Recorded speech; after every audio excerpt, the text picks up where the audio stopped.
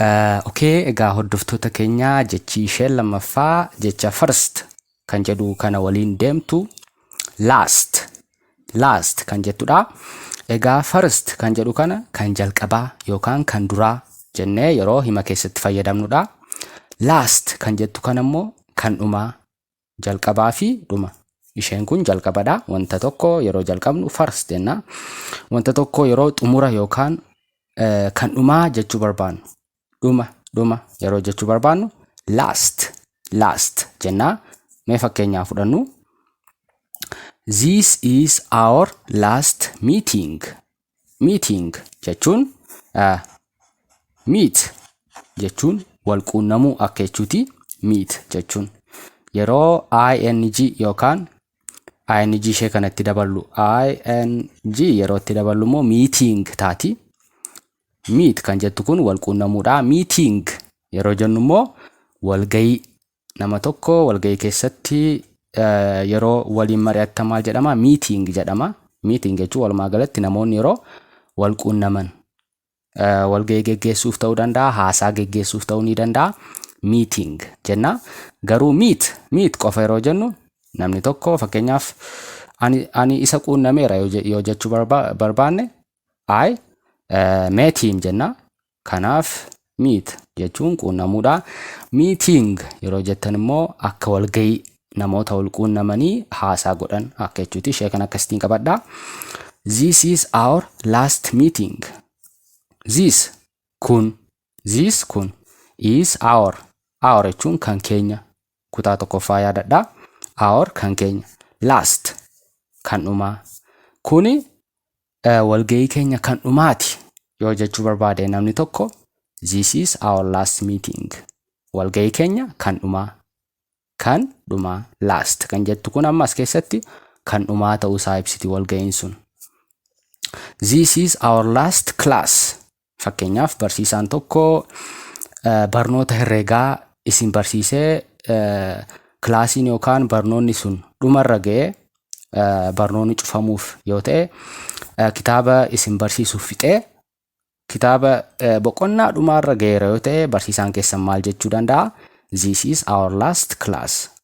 Kuni kilaasii barnootaa keenya isa dhumaati. San achirraa kaasee barnoonni herreegaa hin jiru jechuudha. Kutaa itti aanutti dabartu.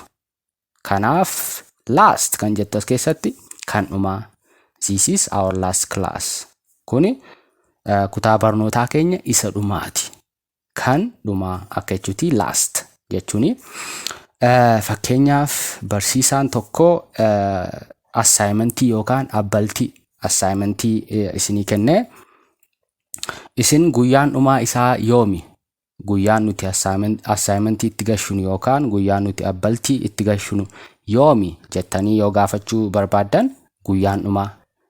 When is the last day?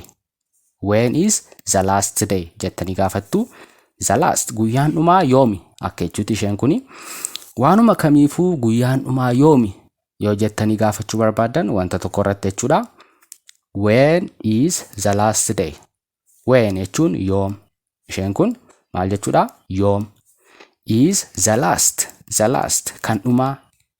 Kan dhumaa sun maali? Guyyaa day guyyaan dhumaa yoomi jettanii ittiin gaafachuu ni dandeessu jechuudha. Jechi last jettu kan dhumaa. Fakkeenyaaf akka sirriitti isinii galuuf ishee kana yoo qabattan hin badu.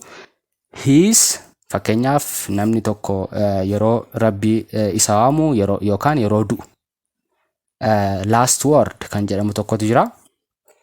Last word jechuun immoo yeroo namni sun du'uuf jedhu sakandii yookaan daqiiqaa inni du'uuf jedhu daqiiqaa dhumaa irratti jechi inni dubbatu jecha dhumaa jedhama.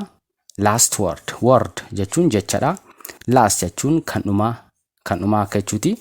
Namni tokko du'uuf jedhee siree irra ciisee jechi dhumaa inni dubbate last word jedhama. Fakkeenyaaf his jechuun kan isaatii, her jechuun kan ishee. Inni yoo du'eera namni tokko yoo du'eera jechi inni dhumarratti jedhe maali? Yookaan jechi isheen jette maali? Yoo jettanii gaafachuu barbaaddan last word kan jedhu fayyadamtu.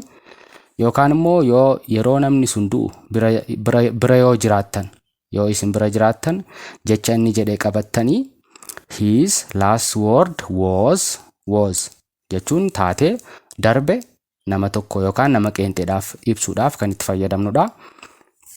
Jechi inni dhuma dubbate ishee kanadha.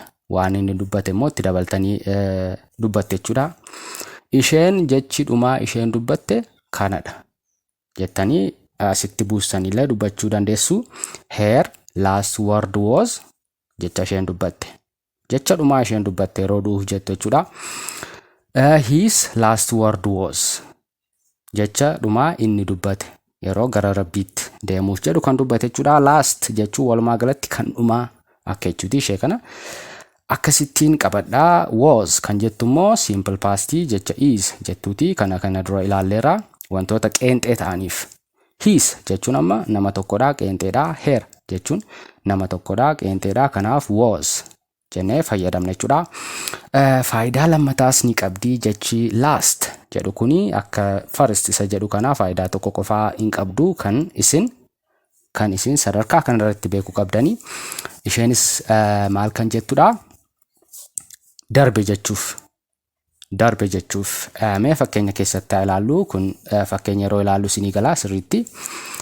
Fakkeenyaaf torbee darbe, baatii yookaan ji'a darbe, waggaa darbe, jimaata darbe, galgala darbe jechuudhaaf jecha last jettu kana fayyadamna.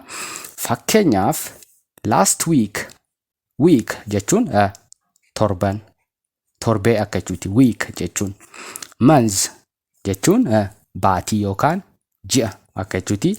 Year waggaa jennee last jennee eegallaa. Last jennee fakkeenyaaf last jennee week yoo jenne torban darbe. Asitti waan dubbachuu barbaaddan ni buustu. Maal jettu? Last jettanii week yoo jettan torban darbe. Last jettanii month yoo jettan baatii yookaan ji'a darbe. Last jettanii year yoo jettan year jechuun immoo waggaa akka jechuuti. Waggaa darbe. Fakkeenyaaf namni tokko last Friday yoo jedhe, Friday guyyaa jimaataa. Last Friday jimaata darbe akka jechuuti. Jimaata darbe. Last Wednesday roobii guyyaa roobii akka jechuuti. Wednesday jennee dubbisna ishee kana. Daan kun hin dubbifamtu. Wednesday. Last Wednesday yeroo jennu roobii darbe kan darbe akka jechuuti. Lastiin kun ammas keessatti maaliif nu fayyadde? Darbe jechuudhaaf. Torban darbe, baatii darbe, waggaa darbe, jimaata darbe, roobii darbe jennee yoo dubbachuu barbaanne last kan jettu kana dura buufne jechuudha. Dura buufne dubbanna jecha nuti dubbachuu barbaanne dura. Fakkeenyaaf galgala darbe yoo jechuu barbaanne jecha last jedhu dura buufne night jenna. Night jechuun qobaatti maalidha? Galgala akka jechuuti.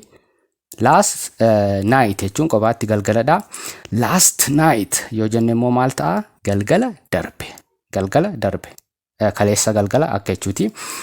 Kanaaf jecha last jettu kana dura buuftanii torban darbe, baatii darbe, waggaa darbe, jimaata darbe, Wednesday roobii darbe, galgala darbe, last night jettanii akkasitti itti fayyadamuu ni dandeessu jechuudha. Jechoonni kun sasalphaadha, garuu akkasittiin qabattanii isin himoota uumtanii dubbachuu ni dandeessu jechuudha. Mee jecha isa salphaa fi baay'ee barbaachisaa ta'e middle kan jedhutti immoo haa dabarru. Ammas na waliin ta'uu hin dagatina.